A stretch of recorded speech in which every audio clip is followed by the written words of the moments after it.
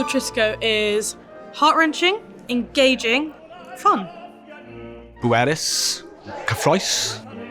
I can't believe it. The scenery is amazing. And the orchestra, well, the best.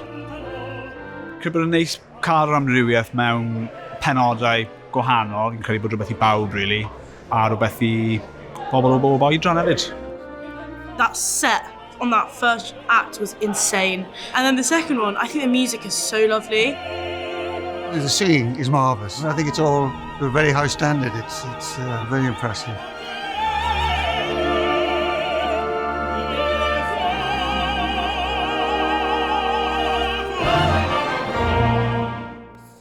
Oedd e'n really creu lot o deimlad y cryf yno fi, yn enwedig sôr Angelico, o'n i'n meddwl bod hwnna'n bwerus iawn, moving iawn. A wedyn yn amlwg bach comedi yn yr un ola, so oedd e'n neis cael hwnna ar ôl sôr Angelico. Fi'n credu bod hwnna'n gweithio'n dda fel cyferbyniad.